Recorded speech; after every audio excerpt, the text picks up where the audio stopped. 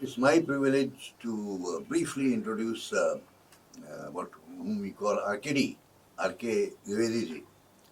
He is a very fine combination of researcher, teacher, administrator, diplomat, bureaucrat. I can maybe add many things.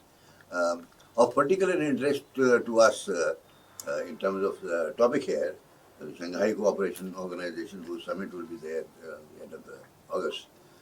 We will be discussing that with him. He has personal experience in Tashkent, where he stayed for many years, and is familiar with the other Central Asian countries by way of visiting, having friends, having assignments, and so on. He has recently written three books, actually, which pertain to West Asia and then Far East. Um, Two are by Pentagon, and another one is by MERI Publications. Um, and in both the books of Central Asia, he emphasizes the connectivity, people-to-people contact, and of course the security issues, which he is also expert. Uh, so we will begin.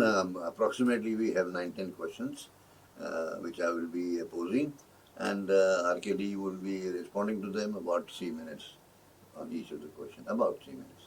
You don't have to catch your breath one way or the other. So that we can start with how has the SCO, that is Shanghai Cooperation Organization, evolved since its formal inception in 2001, but informal conception even earlier, with which you are familiar. And to what extent has it succeeded in moving beyond the initial security or oriented network? All yours. Thank you, sir, for giving me this opportunity to have deliberations on the Shanghai Cooperation Organizations, its relevance, and to what extent it has been a successful regional grouping. But may I just very briefly give the historical background of the Shanghai Cooperation Organization? In 1989, then first secretary of the Union of the president of the Union of Soviet Socialist Republic, Comrade Mikhail Gorbachev, and the first secretary of the CPSU, Communist Party of Soviet Union, and the Chinese leader Deng Xiaoping, they met in St. Petersburg to address the border issues between the erstwhile USSR and the People's Republic of China. 1991 dismantling of Soviet Union, so that talks stalled. Subsequently, what were then they again there was a discussions to address the border issue, but it is very important here to remember till 1991 the border was between two countries, USSR and China. After the dismantling of Soviet Union, the border was between China, Russia, China, Kazakhstan, China, Kyrgyz Republic, China, Tajikistan. So the Shanghai 5, 1996, we see that Russia, China, Kazakhstan, Kyrgyz Republic, and Tajikistan, Shanghai 5 was formed. From 1996 to 2001, the primary objectives include resolution of the border, security issues. In 2001, on June 15, 2001, new members joined Uzbekistan, and 6-member organizations was established known as Shanghai Cooperation Organization. The 25th Summit, which is going to take place in China from August 29 to August, I think, 31st to September 1, where our Honorable Prime Minister Sri Narendra Modi ji is also participating. So when we try to map in the subsequently we will be discussing about the trajectory of the evolution of the SCO. Okay, so briefly, can we look at whether the organization has gone beyond the initial security or orientation? It has. And into counterterrorism, regional security, and economic. It has.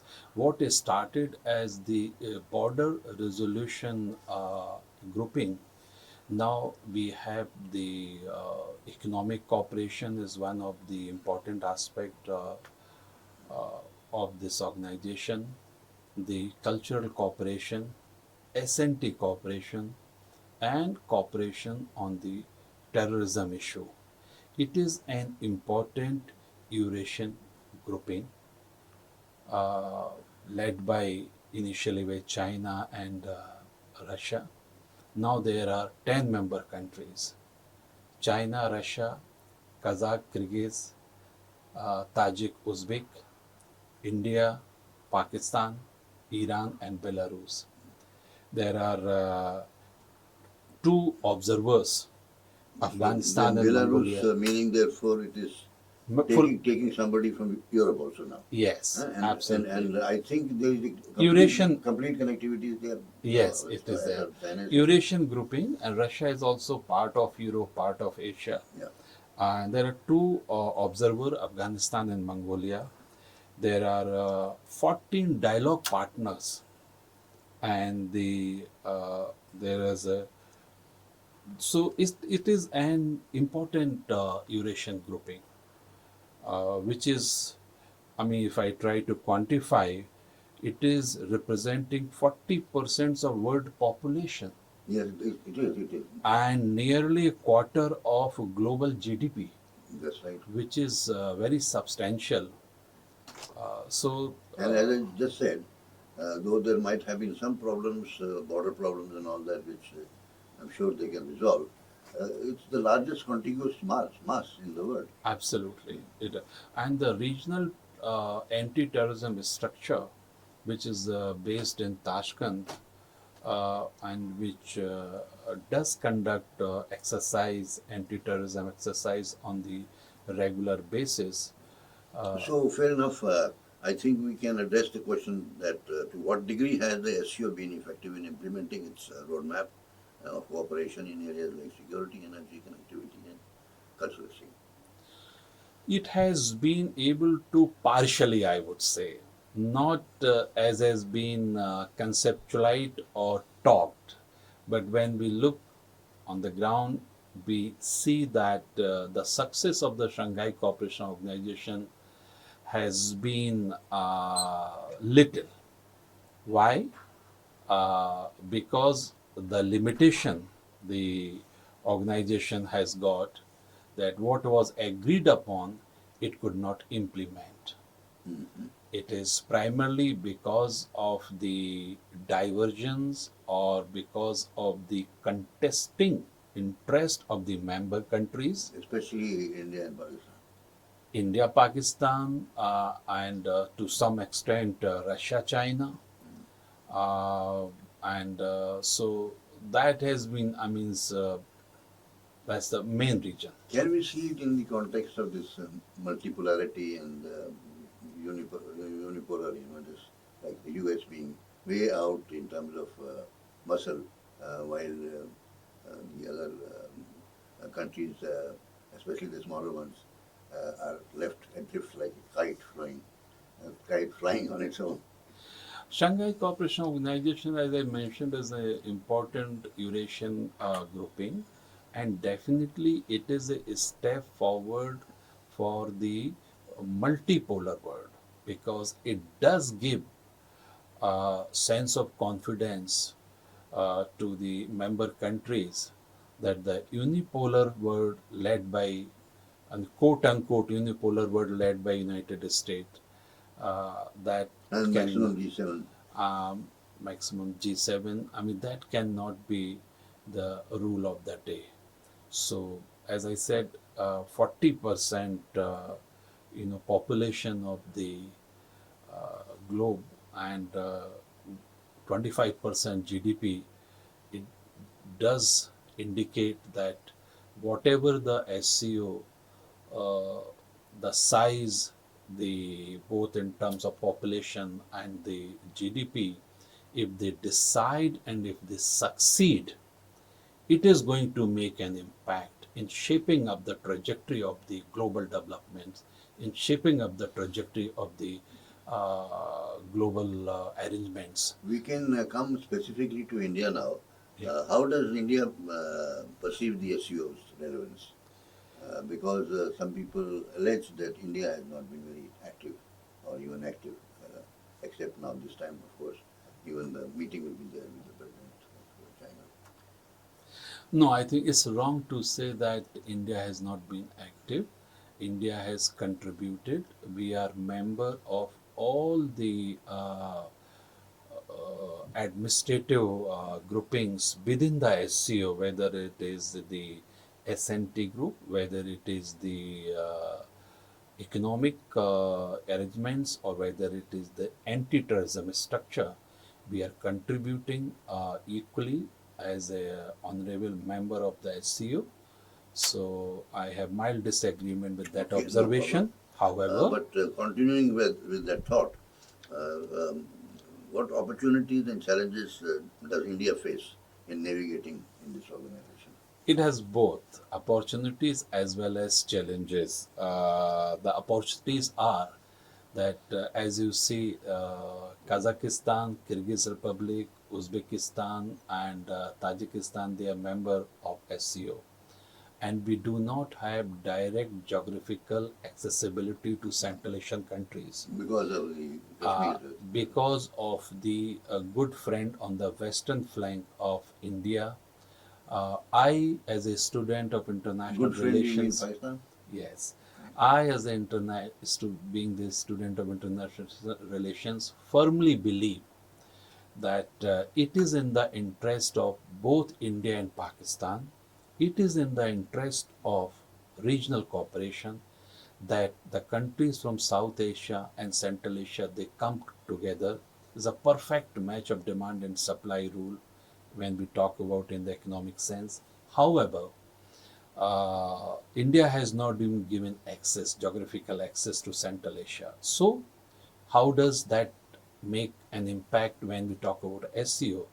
SCO, within the framework of the SCO, if there is an agreement by this organization, then I think this issue of geographical inaccessibility can be addressed. I suppose at least by sea now, Chabahar port getting ready and it's operational. And only Afghanistan is left in between to connect to Central Asia. And, in fact, they are themselves connected. So India will be able to get this connectivity. Iran is also in between. So Iran has been added just now, and Belarus, of course, has been added. So the rest of the Central Asian states are friendly to India. Absolutely, very rightly said that if we look at the existing operational route from Mumbai to Bandar Abbas to Mashhad and then to Central Asia, that is the existing operational route between India and Central Asian countries. If Charbaha becomes operational fully, then the distance between India and Central Asian countries will reduce by 1,000 kilometers, which is a step forward to carry or to bring the perishable goods from Central Asia or from India to Central Asia.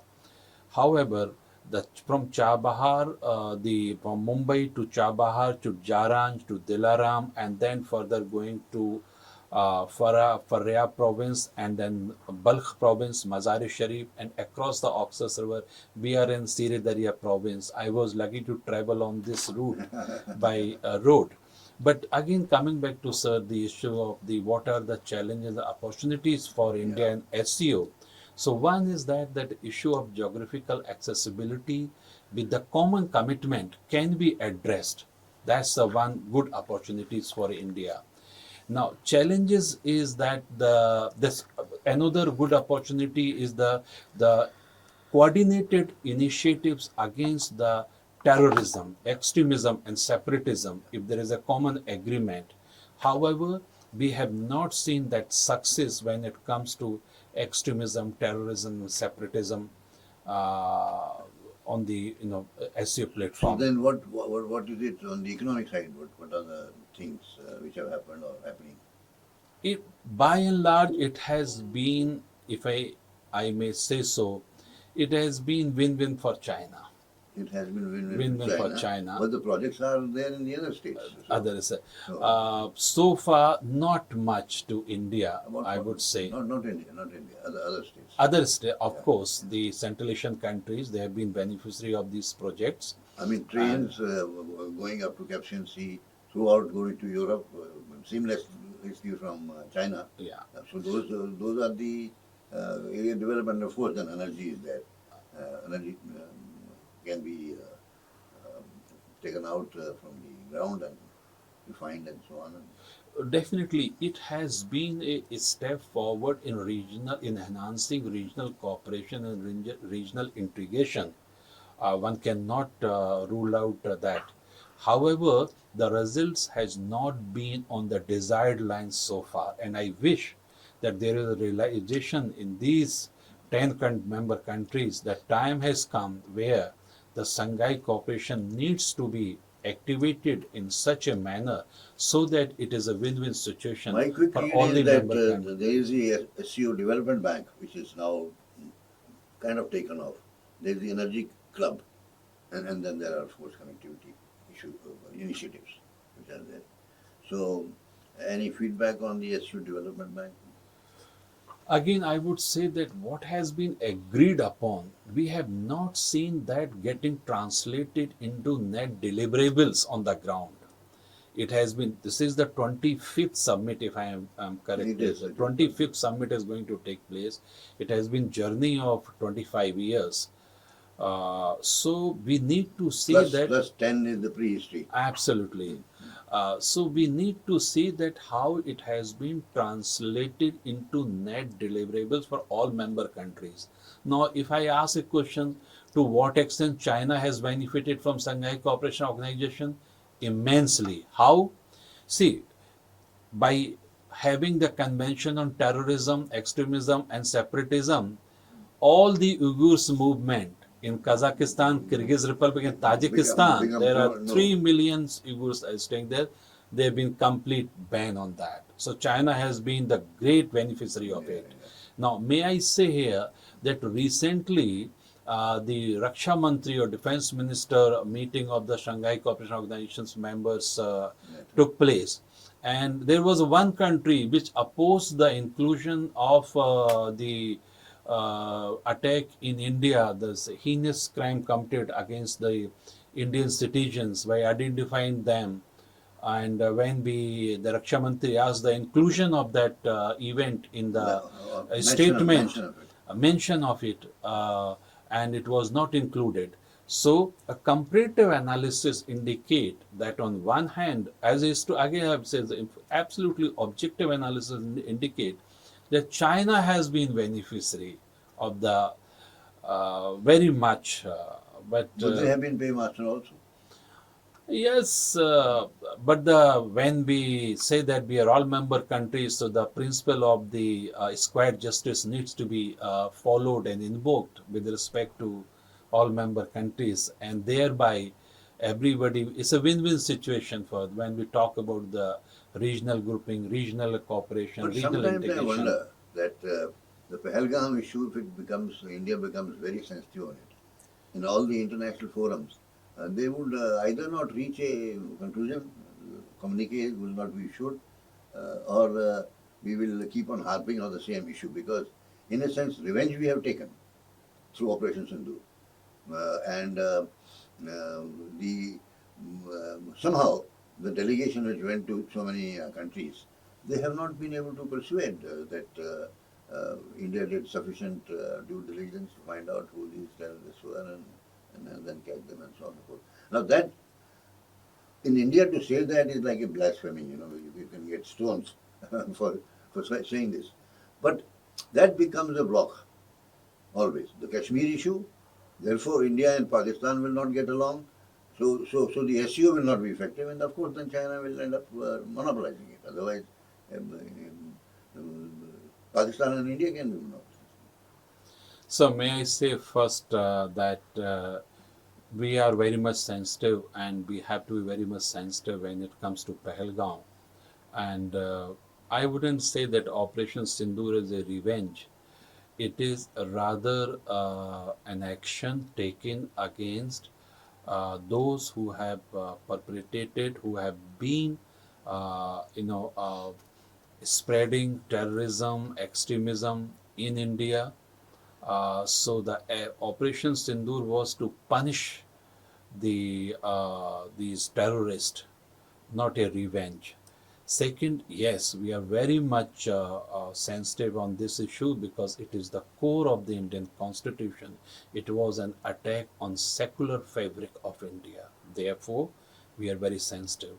Third is that I wouldn't say this is a Kashmir, it's a Jammu Kashmir issue. The issue is only this much that whatever is under the control of Pak occupied Kashmir and Pak occupied Ladakh, there is a resolution in the Lok Sabha which categorically state that we have to, through bilateral mechanism, take it back through peaceful means.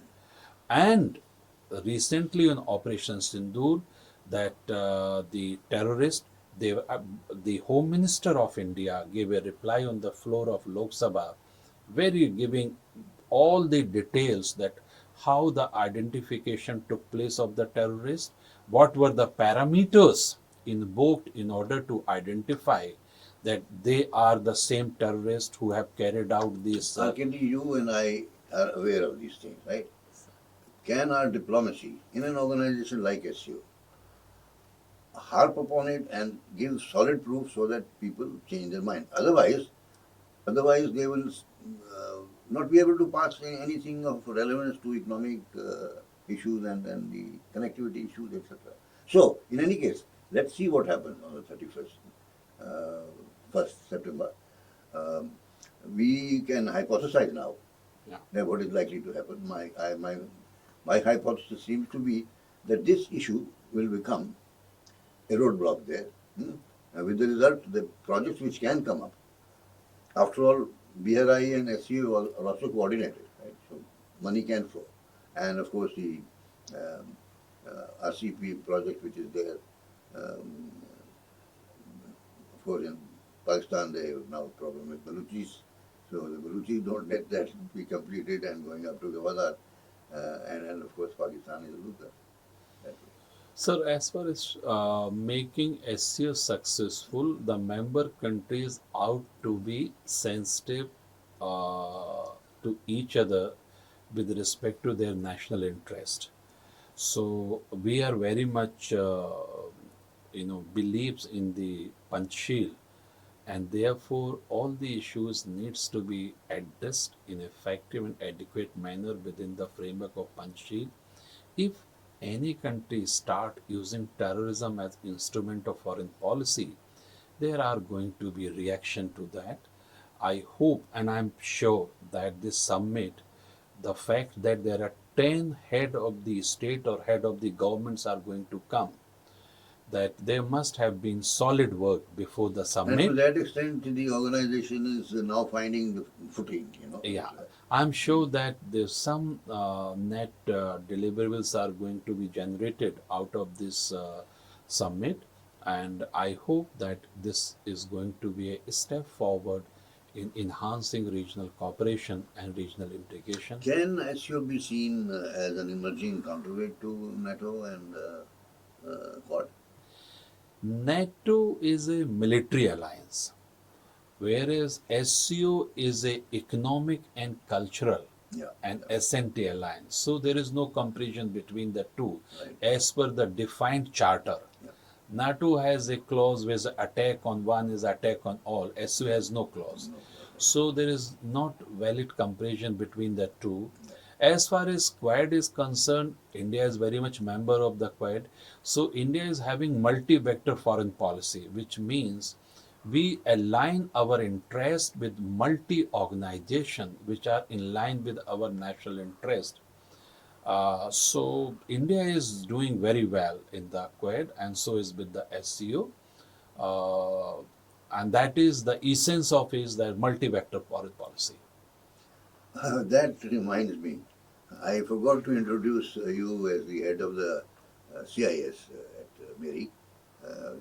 And of course, he is also the executive director of the Central Asian, India Central Asian unfortunately. Yeah, I'm heading the MERI Center for International Studies and also the director of India Central Asia Foundation, Yeah. which is a 25 years old organizations having former foreign secretary as its vice president and current vice president is former secretary Best. So So there's now I come to the point. some. And the point is that you have, Mary has worked out a very good deal with the University of Diplomacy and Economy. And just around that time, that means first week of September, um, the classes will begin. So now it's also an example of cooperation. Yeah, it's not a deal. There is a memorandum of understanding followed by an agreement between the two institutions. That is the Diplomatic Academy, University of World Economy and Diplomacy, Ministry of Foreign Affairs of the Republic of Uzbekistan, and the Management Education Research Institute, MERI group of institutions, that we will have academic cooperations, exchange of students, faculty, joint publication, joint seminar. It's a very well defined, the trajectory very well spelled out in the MOU, which has been concretized by signing an agreement. And this faculty from MERI is part of that, sir. Now, And now, I'm happy to share with you that given this able leadership of Professor Lalit Agrawalji and you being here, we have been able to have the MOU with three institutions in Uzbekistan, the University of Journalism and Mass Communication, and recently with the Entrepreneurship and Pedagogy Institute of Denau. And I'm sure that these MUs are going to fructify in net deliverables with the inherent principle of win-win situation for both the may I organizations. ask you to put on your diplomatic hat for a while for the next question? Would it be of advantage to do such projects in Central Asia under the SCO umbrella? Yes, why not? There is a very substantial grant which has been there and that's unutilized. So I think this is a very good question, and we ought to because right now I think if I'm right, Government of India has allocated this to ICWA, Indian Council of World Affairs, but no harm exploring the possibilities of utilizing the SCF platform and be part of this regional cooperation and integration processes. I think this is a Yeah, because they do good talk thinking. about culture and Absolutely. education is Absolutely. included in that. That's And education, at least in IT and management, has become global quality, uh, and therefore the countries, though they might be having higher per capita income than us, are willing to consider India. yes, and if I may so that at the MERI, the management and IT and various aspects of IT, whether it is artificial intelligence, machine learning, cyber security, software engineering, these are integral part of it. International law, engineering, journalism and mass communication. So I think MERI group of institution at the right stage whereby it can become an integral part of these processes. That's a very good suggestion. Now, I just want you, as a multi specialty person, kind of do crystal ball gazing and see what is likely to happen in this summit. I think first thing which the all the member countries are likely to reach is that there is a realization, whether it is Russia, China, India, Iran, Pakistan, Kazakhstan, Kyrgyzstan, Tajikistan, Uzbekistan, and Belarus. The time has come where we need to come together and translate the agreed statement into reality. So that's the one thing. Second is, as you rightly said, there are a number of subgroups on science and technology cooperation, economic cooperation, cultural cooperation, the time has come where we need to take more coordinated and cogent initiative again to turn the agreed course of action into reality. And third, there has been a challenge, the bilateral issues which have become a sort of irritant. I think that needs to be addressed. So these are the issues. I'm sure that this, when the 10 head of the states or head of the governments are going to meet from August 31st to 1st September, they are, and their teams are aware about these limitations and how to overcome and negotiate these blocks so that it becomes a vibrant and active regional grouping for regional cooperation. Kazakhstan, I think, has a lot of oil. Which of these countries has oil? Kazakhstan has a substantial amount of oil, and Turkmenistan, which is not part of SCO as a full-fledged member, but it is part of the, as the what we call is the Turkmenistan is one of the dialogue partners, and Turkmenistan is the fourth largest gas reserves in the world. That's right. First is Russia, second is Iran, third is Qatar, fourth is Turkmenistan. Uzbekistan has got gas and oil both. So hydrocarbon resources are plenty available. Hydroelectricity in Kyrgyz Republic and Tajikistan. Gold mines, there is a plenty in this region. So therefore, when I said that when we look at the economic principle of demand and supply, it's a win-win situation for South Asia and Central Asia, because South Asia has got substantial consumer market and availability of resources in Central Asia.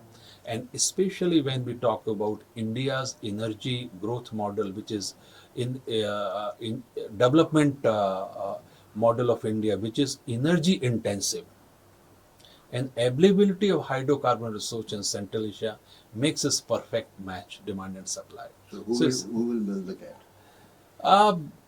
I'm sure that, let's see on 31st what happens. I'm sure that the leadership at the highest place, they are aware of this, that time has come when we need to resolve these issues at the peaceful manner. I see some things like this from infrastructure point of view. Yeah. Connectivity, of course, one kind. Connectivity digital is quite a bit good. And now through railways there from China to passing through these cities and going on to Europe. And it can now go to Belarus also, so we have another connecting point. And that can become a part of the project. Now, I also wonder that what is the overlap now between BRICS and SCO? Because both China is dominant, China and Russia, from the key point of view, dominant, and India is there. So three big guns, if you look at the military rankings and so on, economic rankings on the basis of P, or a few years down the line, the three put together are a big powerhouse, and need infrastructure still, right, to put in place. It's the old line which were put up by Ottoman Empire, वहाँ से चल रही है railway line अभी तक, they're I think improving it. But personally I see infrastructure projects embedded with the NDB, National Development Bank, which is a BRICS, but it is also of China, Russia and India, right? So there is a contribution which India can make to them, right? And you always need an umbrella for discussing these things. So personally, I think this umbrella will build up, and some thinking will have to be done that one doesn't beat one's chest about one incident which has happened in every forum. You don't have to, because for even other forums like the UN, SCE, they just say without any mention of Elgam, they just say that we abhor terrorism. So it's a motherhood statement which they are willing to make. Now, on that basis, I think one should not hurt the other projects which are there. Both things can be there. I have two submissions to make. First is that is what are the similarities between the BRICS and SCO? There is a qualitative difference between the BRICS and SCO. SCO, what is started as the border resolution groupings, then got expanded into regional cooperation with the inherent principle of economic, cultural, and SNT and anti-terrorism. Whereas BRICS is a global economic grouping where the main focus is how the South can be developed by the participation of the bigger countries. So that's the difference between the two. Second submission with respect to beating the or thumping the chest. My humble submission is, sir, that secularism is the core of Indian nation. Any attempt to attack on that will be met with the firm resolve, whether it is United Nations as associated groupings, regional groupings, or at bilateral level. India is moving forward and we know how to protect, promote, and project our national interest, which includes national security interest. Pahalgam was a challenge and we have addressed it effectively and adequately, keeping in mind all international norms and treaties. Okay, now another commonality, it's not commonality, but similarity and dissimilarity is that BRICS is in different parts of the world. Yeah. They are not contiguous. Yeah. And don't plan to be whatever members It's come. a global. And it's global. Global. While this is a complete Regional grouping. It's regional grouping and it's all contiguous. It is Eurasian grouping, sir. Primarily contiguous, very rightly said. It's a Eurasian grouping and it is started, the essence of SCO is in border resolution and then security initiative, whereas the essence of BRICS is economic cooperation and how the in alternative to the Western model could be prepared. So that's the difference between the two. Fair enough. Anything else you would like to add at this stage? No. We will discuss again after the summit. No, I'm thankful to you for giving me this opportunity to articulate my views on this important issue of Shanghai Cooperation Organization. And if I may say so, that this could be treated as a curtain raiser for the summit, and we can do the critical analysis after the summit is over, that what has been the net deliverables generated out of the 25th Summit of the Shanghai Cooperation Organization, where our Prime Minister, Honorable Sri Narendra Modi ji, is going to participate and highlight our perspective of how to enhance regional cooperation and regional integration with special reference to SCO.